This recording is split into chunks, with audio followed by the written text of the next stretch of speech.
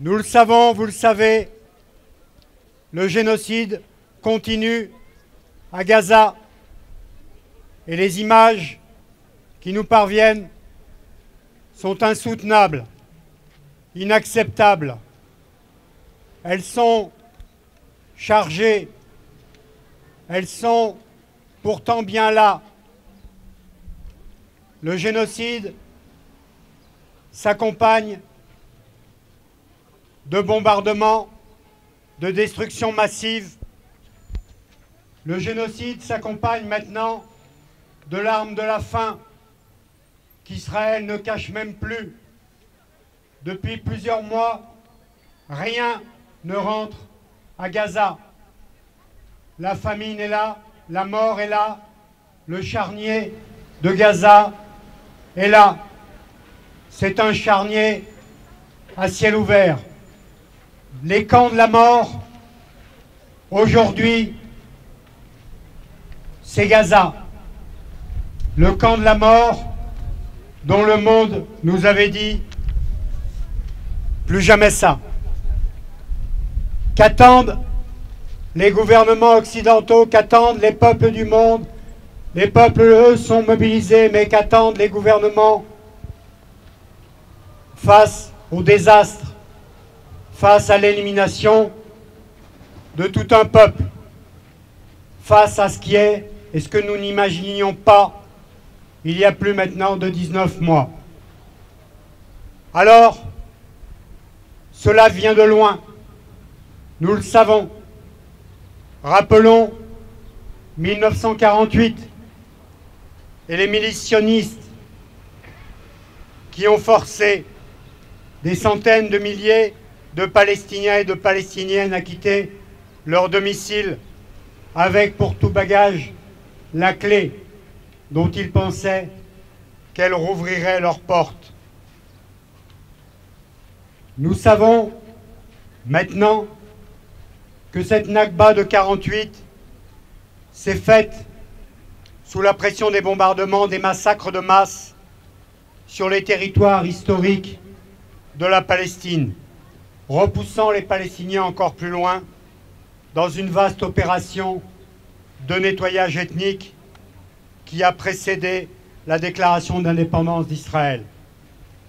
La journée du 15 mai, qui sera commémorée dans le sang et les larmes par le peuple palestinien, cette journée du 15 mai marque la commémoration de cette Nakba. Au soir du 14 mai 1948, Israël a été déclaré en tant qu'État sur le territoire de la Palestine historique. Et les États-Unis ont été le premier pays au monde à reconnaître le nouvel État hébreu. Et voici que de nouveau les États-Unis arment chaque jour la main du massacreur. Alors, rappelons que la Nakba a provoqué l'expulsion de plus de 800 000 Palestiniens sur les 1,4 million qui résidaient alors dans 1300 villes et villages de la Palestine. Sous la pression des attaques des milices sionistes, les Palestiniens ont été contraints de fuir vers la Cisjordanie, la bande de Gaza déjà, et les pays arabes voisins.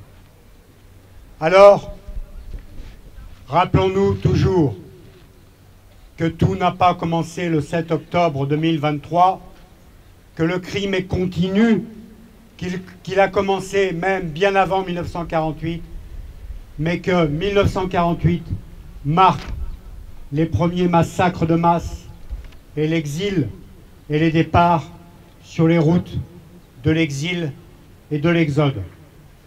Alors, en cette journée funeste, nous saluons de nouveau le peuple palestinien et nous saluons sa résilience, sa résistance en toutes circonstances et même les circonstances les plus tragiques. Mais la situation à Gaza est des plus tragiques puisqu'on tente d'exterminer un peuple. Nous n'aurions pas pu dire ça il y a des années, nous n'aurions pu pas imaginer ça il y a quelques années, mais nous y sommes. c'est de l'extermination d'un peuple dont il s'agit. Alors, chers amis, nous allons marquer à cet instant une minute de silence pour le peuple de Palestine, le peuple de Gaza. N'oublions pas la situation aussi tragique en Cisjordanie, puisque plus de 40 000 Palestiniens de Cisjordanie ont été déportés de leurs terres. C'est une Nakba qui ne dit pas son nom, mais c'est une nouvelle Nakba aussi en Cisjordanie. Chers amis, une minute de silence pour les martyrs, pour le peuple de Gaza et le peuple de Palestine.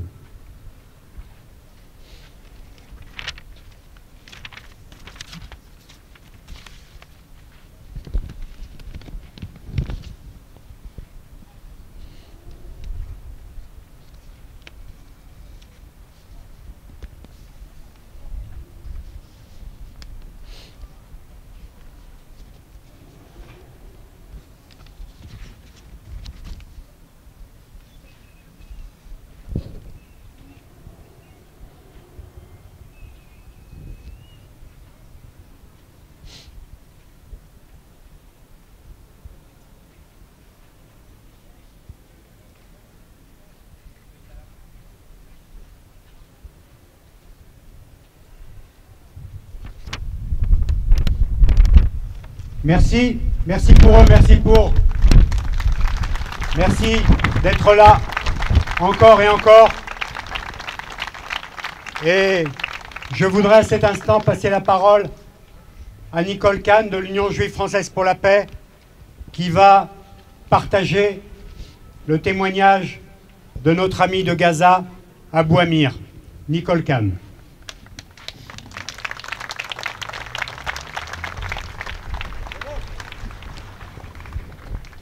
Abou Amir est le représentant à Gaza de l'UJFP. Nous travaillons avec lui depuis de nombreuses années et nous continuons à alimenter une cagnotte que nous arrivons à faire passer, où ils arrivent à acheter des tentes, à faire des réunions psychologiques pour aider les gens, à faire de l'enseignement, etc. Donc voilà. Tous les jours, ils nous envoient des informations très précises, mais aujourd'hui, c'est un espèce de cri qui nous envoie plus général. Dans la bande de Gaza, la guerre ne se mesure pas uniquement par le nombre de morts ou par le vacarme des avions de chasse dans le ciel, mais parce qu'elle détruit dans les détails du quotidien, forçant les gens à retourner à des époques qu'ils croyaient révolues à jamais.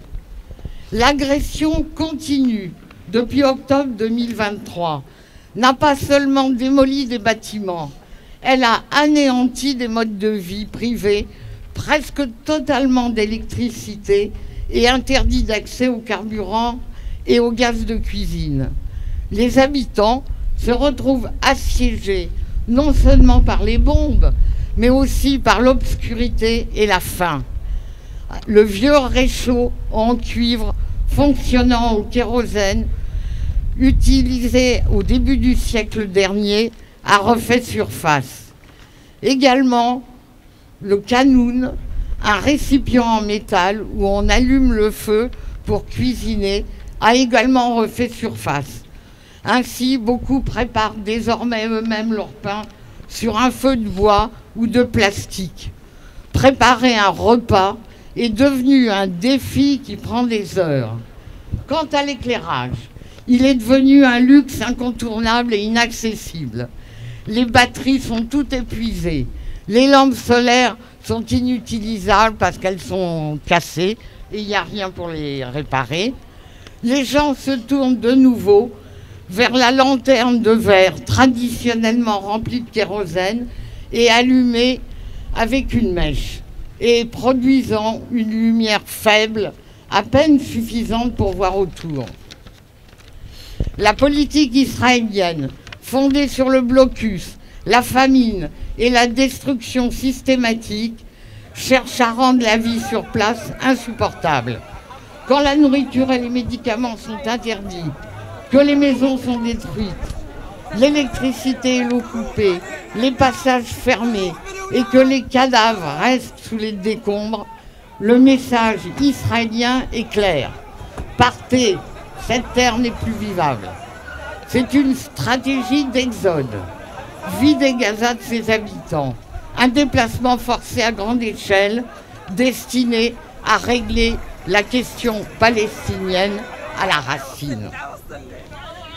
Ainsi, la guerre ne se joue pas seulement dans le ciel, mais dans chaque foyer, dans chaque marmite posée sur un feu. Gaza est une ville contrainte de vivre dans le passé, continue néanmoins à écrire avec son sang la fin des chapitres de son histoire. L'histoire d'un peuple qui ne cède pas, même s'il se dit revenu aux outils de ses ancêtres. Gaza, la ville engloutie par les décombres, qui continue à respirer dans le silence du monde. Dans le quartier de Shajaïa, les ruelles sont devenues un labyrinthe de ruines, et les murs crient sans voix. À Rafah, des familles entières ont disparu. Il ne reste d'elles que quelques photos sous les décombres. À Bethlaya, des enfants sortent pieds nus de dessous les tentes pour inspecter des ruelles qui sont devenues des cimetières.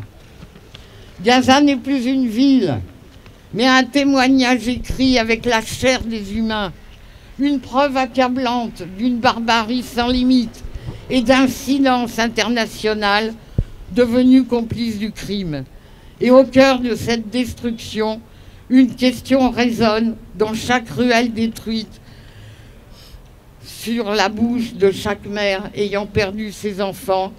Jusqu'à quand ce tas de ruines couvrira-t-il la vérité? Gaza ne demande ni pitié ni justice.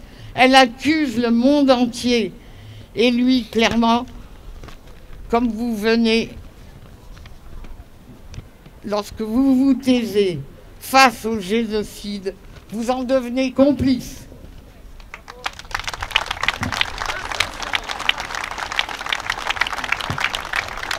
Merci Nicole d'avoir évoqué le témoignage de Abou Amir que nous saluons à travers les mers et les espaces.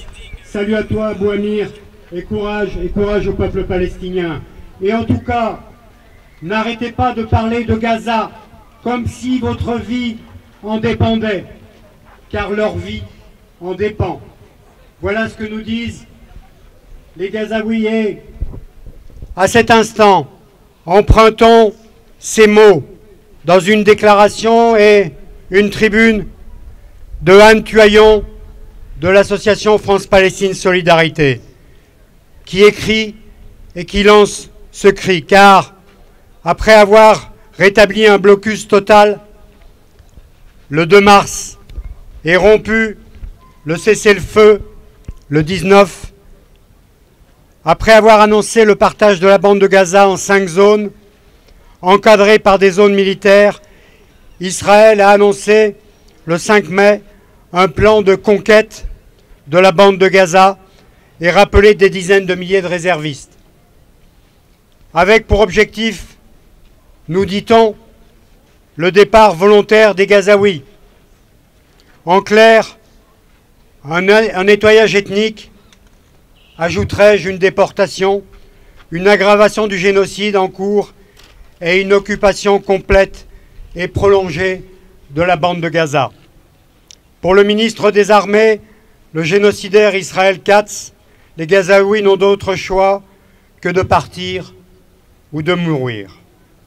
D'octobre 2023 à juin 2024, Amnesty International avait déjà recensé 102 appels criminels de ce genre et à la destruction d'un peuple émanant de responsables israéliens. Les Palestiniens savent, depuis l'exode forcé de 1948, que partir, c'est ne jamais pouvoir revenir dans leur patrie. C'est le cas de 70% des Gazaouis réfugiés dans les camps depuis la Nakba. Ce nouveau plan israélien est celui qui se dessinait dès le 8 octobre. Il piétine le droit international, le droit humanitaire, les conventions de Genève et la Convention contre le génocide. Le 5 mai, l'Union européenne se dit préoccupée. Berlin rejette ce plan. Paris finit par réagir, mais aucun État européen n'annonce de mesures diplomatiques, rappel d'ambassadeurs, ni de mesures économiques. Interdiction du commerce des produits venant des colonies, interdiction et suspension, bien entendu, de l'accord d'association entre l'Union européenne et Israël. Rien de tout cela n'est annoncé. Alors, la seule réponse de la France, sous la forme d'une reconnaissance très tardive et conditionnelle de l'État de Palestine, est en décalage total, est en décalage complet avec l'urgence absolue aujourd'hui qui est de protéger le peuple palestinien, qui est en grand péril, et d'ailleurs qui est au péril de sa vie et la vie de ses enfants. Bien que le bilan soit déjà terrible et aurait dû leur suffire depuis longtemps pour agir et sanctionner, une bonne partie du monde politique, médiatique, pseudo-intellectuel, refuse encore de nommer le crime, refuse d'utiliser le terme de génocide et même refuse d'utiliser génocide plausible, comme a conclu la Cour internationale de justice dès janvier 2024, il y a plus de 16 mois. D'autres sont dans l'indifférence complice, dans la cécité volontaire ou le soutien ouvert et assumé au génocide. Bien que les grandes ONG de terrain, les agences de l'ONU rapportent, alertent le monde entier sur le génocide largement aggravé et avéré, aucune sanction n'est évoquée ou envisagée. 19 mois après le 7 octobre, les tirs et bombardements israéliens ont tué au moins plus de 53 000 personnes dans la bande de Gaza, dont plus de 17 000 enfants. Des dizaines de milliers de malades chroniques sont morts faute de soins, des milliers de victimes encore sous les décombres. Au total, 200 000 morts selon les experts médicaux. À l'échelle de la population française, ce serait 1,8 million de tués, dont plus de 578 000 enfants si le bilan était en France. Effroyable, monstrueux. Combien encore faut-il de dizaines et de centaines de milliers de personnes tuées? Combien faut-il pour agir et prendre des sanctions? Combien faut-il de morts, d'amputés? 300 000? 100 000 enfants? Combien? Combien faut-il encore de quartiers, d'hôpitaux, de tentes, de distribution alimentaire bombardées, de centaines de soignants humanitaires tués et de journalistes assassinés? Combien encore? En Cisjordanie occupée, rappelons-le, dont Jérusalem-Est, le nettoyage ethnique aussi se poursuit et 40 000 personnes sont d'ores et déjà déplacées. Joseph Borrell, ancien haut représentant de l'Union européenne pour les affaires étrangères, plaide le 29 avril pour le retour urgent du droit international. Alors, chers amis, voici ce désastre qui est aujourd'hui sur tous nos écrans de télévision, pour peu qu'on veuille bien regarder nos écrans, non pas de télévision, mais Internet. L'Assemblée générale des Nations unies a aussi exigé, en septembre 2024, qu'Israël mette fin, dans un délai de 12 mois, dit-on, à l'occupation illégale du territoire palestinien. Voici une nouvelle résolution dont on peut penser qu'elle restera malheureusement lettre morte si aucune sanction n'est prise. puisque à chaque instant, Israël fait exactement le contraire. Alors, à quelques jours de la commémoration de la Nakba, renforçons, soyons aux côtés, toujours et toujours encore, aux côtés du peuple palestinien. L'heure n'est donc plus ni aux paroles, ni aux déclarations d'intention, mais définitivement aux actes, aux sanctions contre un État génocidaire, à qui le monde doit imposer le droit face à la faillite totale dont il se rend coupable jusqu'à maintenant. L'heure, chers amis, est aux sanctions contre les criminels et pas contre celles et ceux qui dénoncent le génocide, en cours et ont l'impression de hurler dans le désert depuis plus de 19 mois. C'est notre humanité, à tous et à toutes, qui est en jeu. Soit le monde réagit, soit nous sombrons dans la barbarie. Alors, chers amis, encore et encore, Free Palestine, Free Palestine. Free Palestine, Free Palestine, Free Palestine, Free Palestine, Free Palestine, Free Palestine, Free Palestine. Et parce que l'heure est au combat, nous devons développer la campagne boycott des investissements sanctions.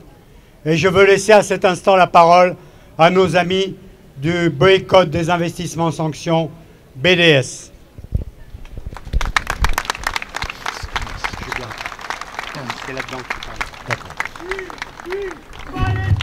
Free, free Palestine! Free, free Palestine! Free, free Palestine! Free, free Palestine! Free, free Palestine! Free, free Palestine! Free, free Palestine! Free, free Palestine! Chers amis, nous assistons à une horreur sans précédent, à un génocide en direct, avec l'aide des États-Unis et des puissances occidentales, sans oublier la complicité active ou passive de la majorité des États arabes. Alors que la population de Gaza est écrasée quotidiennement sous le bombardement israélien, que des enfants gazaouis meurent de la faim tous les jours, notre gouvernement non seulement refuse de prendre des mesures contraignantes pour mettre fin au génocide en cours à Gaza, mais s'en prend aux associations qui mettent en avant l'obligation morale de solidarité avec un peuple victime du génocide. Mais aussi l'obligation légale figurant dans 2 arrêts de la Cour internationale de justice du 26 janvier 2024 et du 19 juillet 2024 et dans le vote de l'Assemblée générale des Nations unies du 18 septembre 2024. Nous dénonçons aussi grave entrave à la liberté d'expression, au droit à l'information et au droit au discours politique. Éliminer le messager n'éliminera pas le message. Nous apportons tout notre soutien au collectif Urgence Palestine et les Jeunes Gardes, menacés de dissolution.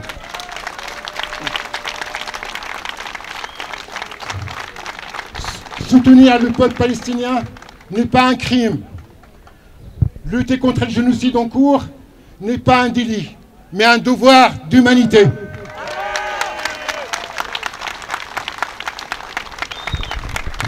À cet effet, nous appelons à signer la pétition à ce sujet. La société civile palestinienne a appelé un embargo militaire contre l'apartheid israélien depuis 2011. Mettre fin aux liens militaires avec Israël est obligatoire. Les États qui ne respectent pas l'embargo et continuent de signer des contrats avec les entreprises d'armement s'exposent à des poursuites judiciaires. Les militants, les syndicats et les groupes de défense des droits humains qui jalonnent la chaîne d'approvisionnement se sont organisés pour perturber le transit des armes. La campagne BDS France a rejoint l'appel signé par plus de 145 organisations, collectifs, partis politiques et syndicats qui disent non à la présence de représentants d'un État génocidaire au 55e édition du Salon du Bourget, du 16 au 22 juin. Un salon d'armement auquel participent activement les acteurs du secteur militaire. Là aussi, vous pouvez signer une pétition à cet effet. Le mouvement BDS a lancé un appel à exclure Israël du concours Eurovision. Un appel Un appel lancé à l'Union européenne de radio-télévision et soutenu par 60 anciens participants à ce concours. Ils refusent que la musique soit utilisée pour blanchir les crimes contre l'humanité.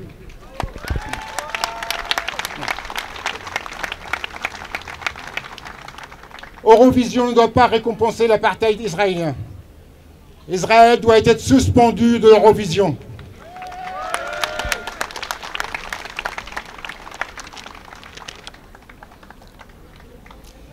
Le 15 mai, les Palestiniens appellent à une journée mondiale d'action à l'occasion du 77e anniversaire de la Nakba. C'est pourquoi nous vous appelons à nous joindre le mercredi 15 mai à 19 h, place Louis Pradel, pour une lecture en simultané à l'international. Le boycott s'intensifie partout dans le monde. Il provoque une vraie tempête au Moyen-Orient et en Afrique du Nord. En France aussi, ça marche. On continue.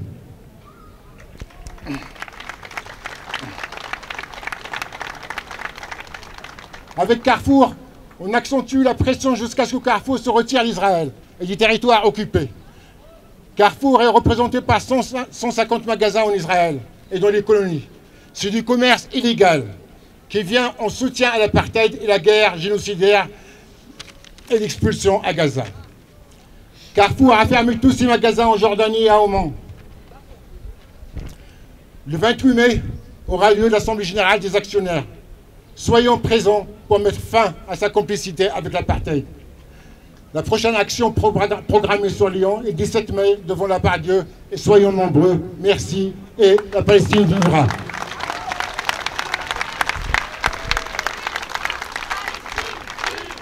Palestine, Palestine, Palestine, Palestine, Palestine, Palestine, Palestine, Palestine, Palestine, Palestine, Palestine. Nous sommes tous des enfants de Gaza. Nous sommes tous des enfants de Gaza. Nous sommes tous des enfants de Gaza. Nous sommes tous des enfants de Gaza. Nous sommes tous des enfants de Gaza. Nous sommes tous des enfants de Gaza. Nous sommes tous des enfants de Gaza. Nous sommes tous des enfants de Gaza. Et qu'est-ce qu'on veut? Et qu'est-ce qu'on veut? Quand ça? Où ça? Où ça? Et qu'est-ce qu'on veut? Et qu'est-ce qu'on veut? Et qu'est-ce qu'on veut? Où ça? Quand ça? Où ça? Quand ça? Et qu'est-ce qu'on veut? Et qu'est-ce qu'on veut? Et qu'est-ce qu'on veut? Quand ça? Où ça? Où ça? Et qu'est-ce qu'on veut? Et qu'est-ce qu'on veut? Et qu'est-ce qu'on veut? Où ça? Quand ça? Où ça? Quand ça? Chers amis, vous savez que ça a été évoqué à l'instant, que la répression bat son plein ici, en France, et que face à cette répression, il nous faut serrer les rangs et serrer les coudes. Alors, nous saluons et nous soutenons les organisations menacées de dissolution, telles que Urgence Palestine et la Jeune Garde antifasciste.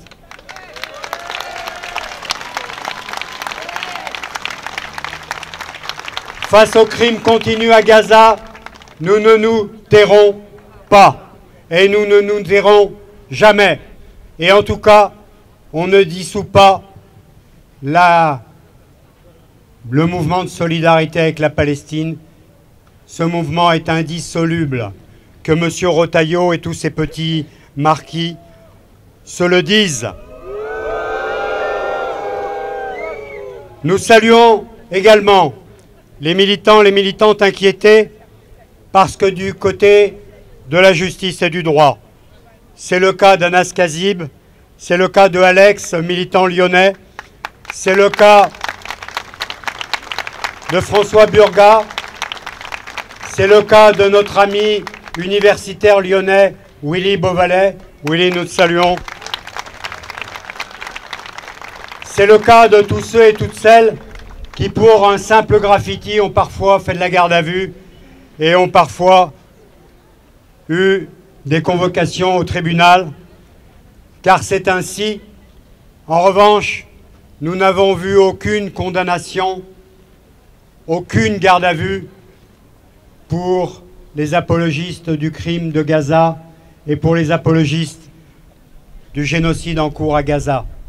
Nous n'avons vu aucune condamnation du camp de la haine et du camp du génocide.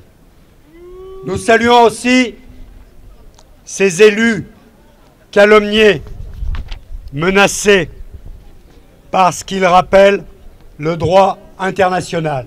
Merci à eux et merci à elles de tenir la tranchée.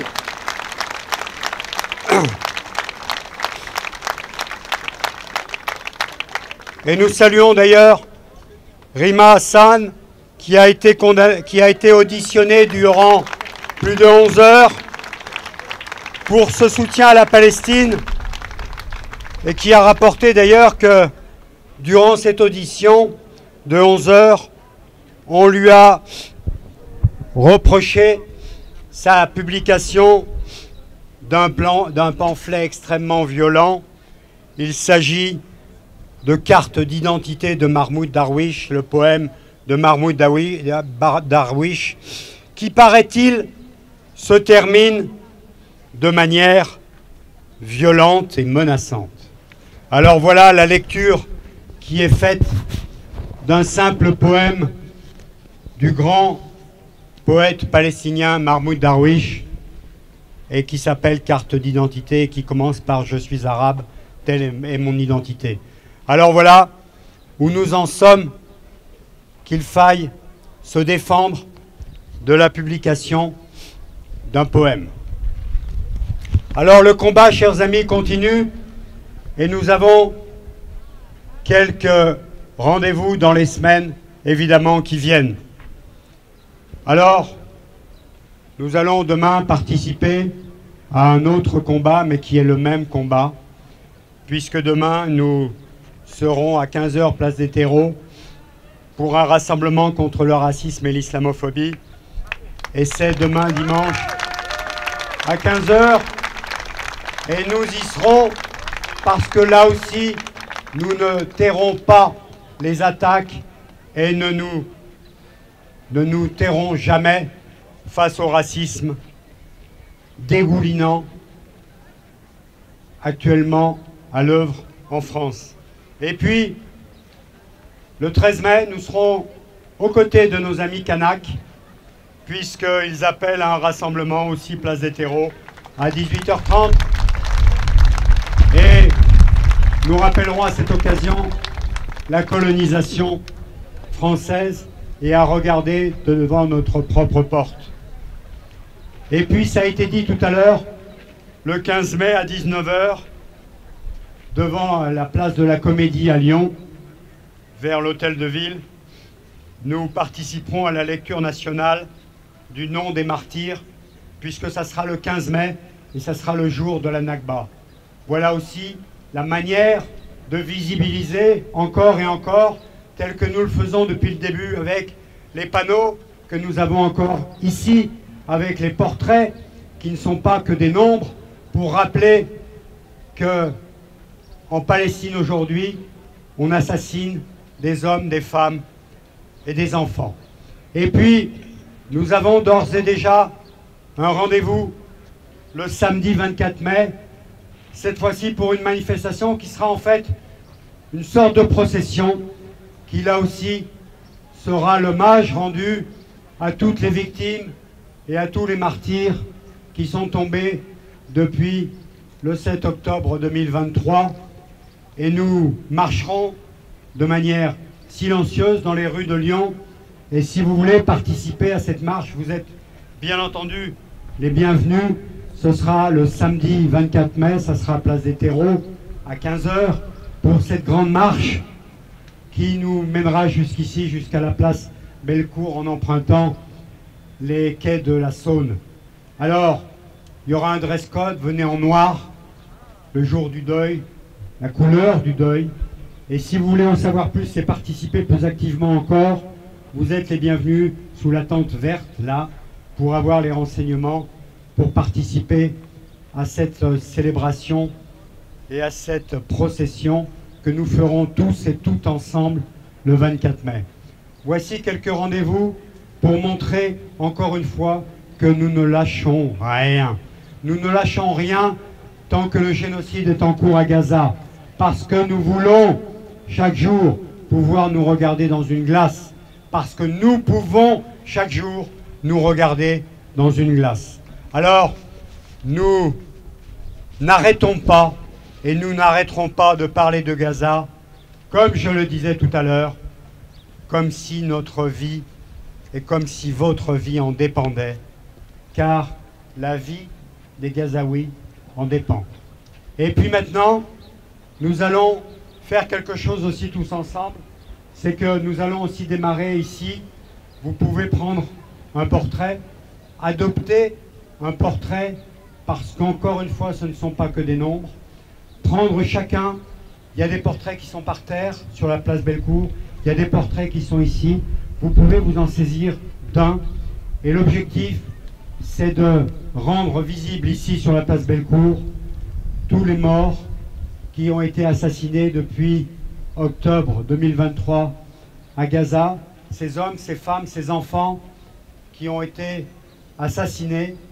Donc nous vous invitons à prendre un portrait et à commencer une déambulation qui va démarrer là aussi vers la tente, là, une fois que vous aurez saisi le portrait, parce que l'objectif c'est aussi de s'adresser aux Lyonnais et aux Lyonnaises, de leur dire « Regardez, regardez ce qui se passe, soyez témoins de ce qui se passe et refusez d'être complices de l'horreur qui se déroule aujourd'hui à Gaza. Nous ne sommes pas complices, nous refusons de l'être et nous sommes actifs dans cette dénonciation du génocide aujourd'hui à Gaza. Donc vous pouvez vous saisir à cet instant d'un panneau et commencer cette déambulation et s'adresser aux Lyonnais et aux Lyonnaises pour leur dire plus jamais ça. Et il appartient à tous et à toutes, à tous les États du monde et à tous les individus et à tous les citoyens et les citoyennes de faire cesser maintenant et pour toujours le génocide en cours. Merci d'avoir été présents et on continue tous ensemble dans cette déambulation ici, place Bellecour.